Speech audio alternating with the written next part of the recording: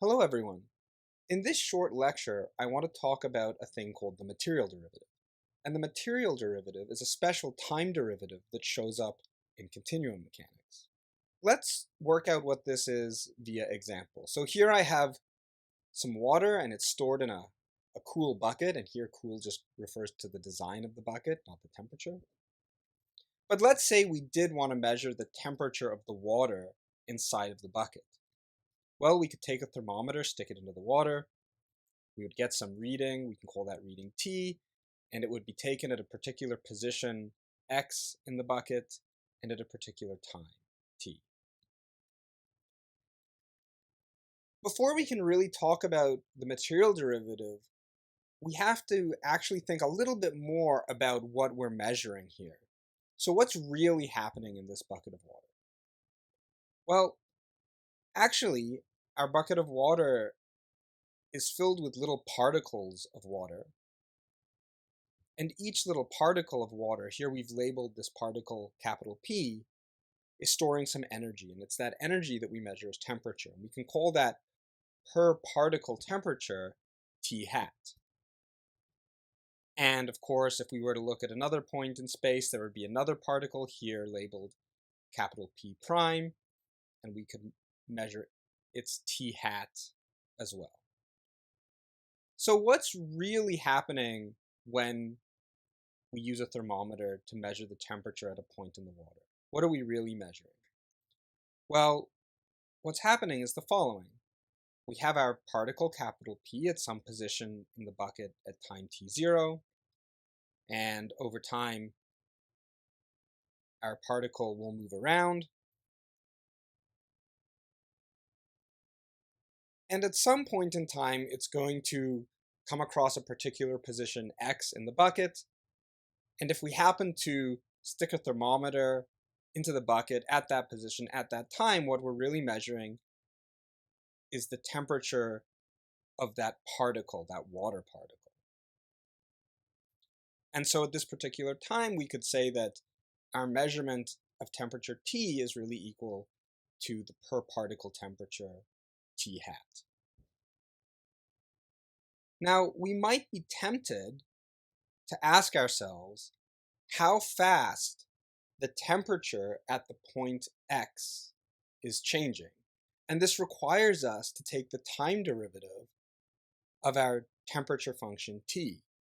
This time derivative is called the material derivative, and it's called the material derivative because it has to account for the fact that changes in this function T are really driven by the underlying flow of these particles, or the material that is carrying around the temperature that we're interested in. So this is going to be a bit of a wild ride, but let's look at how we can compute such a derivative. So here we have a particle, and we have a bucket of water, and we're going to assume that we have some function phi that, given the label on that particle and a particular point in time, can tell us where in the bucket our particle is. And of course, a bucket of water is made up of many particles, but for any particle, we can do the same thing. We can take our particle label, in this case P2, pass it through phi along with the current time, and it'll tell us where this second particle ends up. We can do the same thing for a third particle, and even a fourth particle. And we know for each particle the temperature of that particle. Consequently, we can measure the temperature using our thermometer at any point in the bucket, and this sort of establishes, again, an equivalence between these two functions. And now we need to use this equivalence to figure out how to take this time derivative. Okay, so we need one more piece of information, which is that because we're measuring temperature at some location in the bucket, we need a function that will tell us which particle occupies that point. The way that we can get this function is we can just use the inverse of our phi function. So our phi function took in a particle at a time and told us where that particle was in space, and the inverse will take in a point in space and tell us which particle is occupying that point.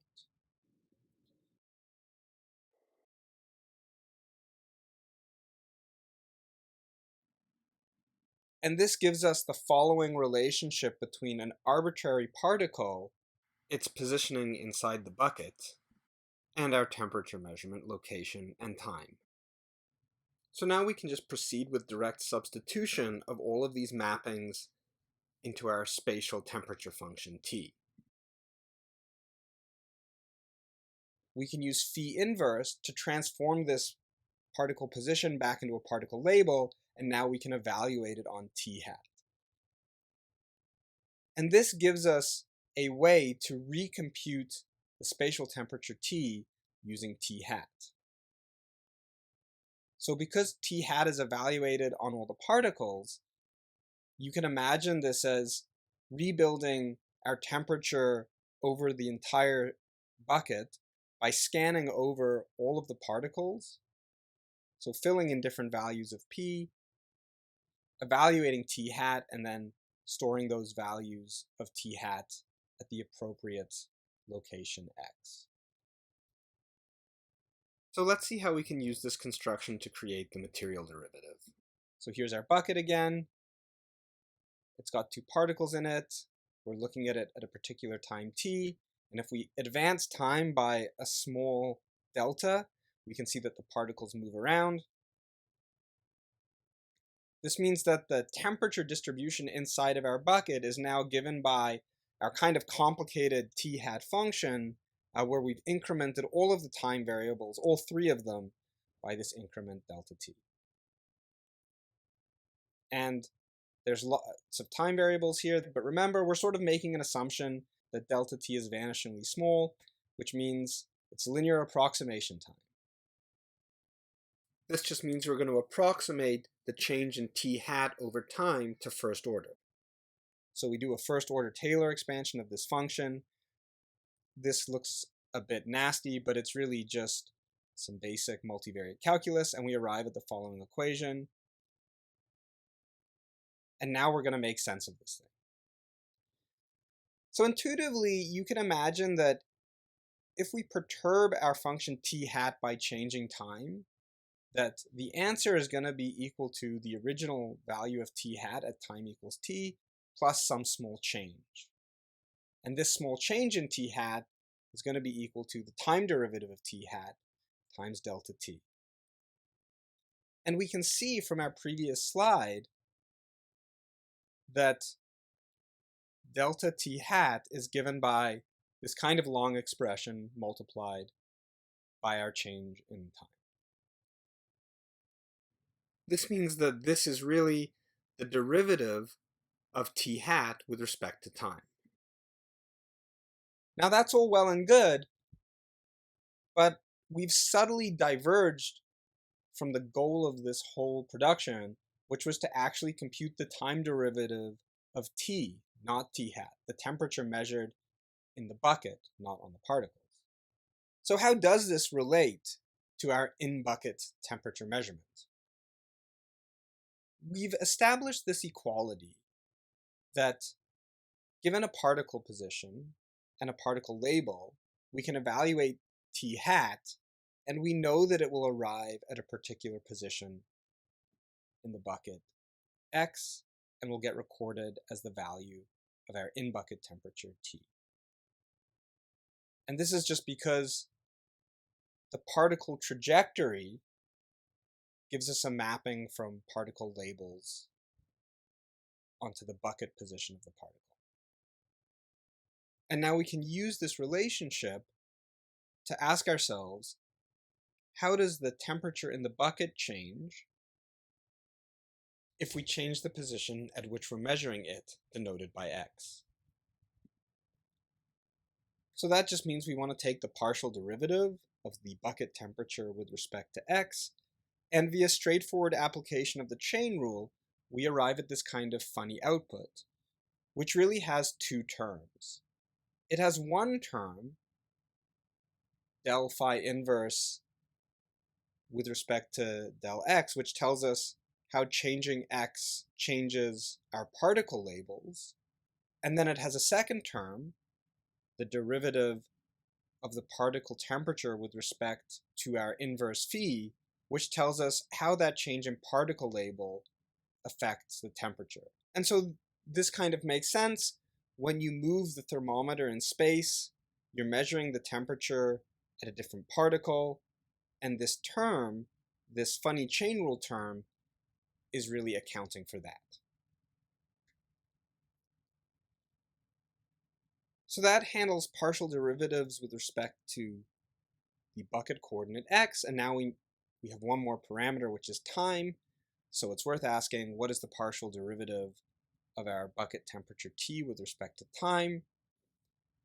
This one is a little tricky because we have to think carefully about which variables in T hat are affected by this time variable on the left-hand side. Remember that phi inverse and phi and T hat itself were all parameterized by time. But what's interesting is that one of those time parameters, specifically the time parameter affecting phi, was kind of implicitly taken care of by our partial derivative with respect to x. So actually, when we change this time parameter that we're feeding to the bucket temperature, it only affects the time parameter of T hat itself and of our phi inverse mapping, this mapping from positions to particles. So when we take the partial derivative of the bucket temperature with respect to time, we apply the chain rule again, and we get these two terms. The first term comes from the implicit dependence of phi inverse on time. And this is again accounting for how the particle label measured by our thermometer at the spatial point x is changing as a function of the movement of the particles. And then we have one additional term which handles instantaneous changes in the temperature of the particle. Now that we have these identities, we can go back to our time derivative of T hat, the particle temperature, and first we're going to do a little bit of rearranging.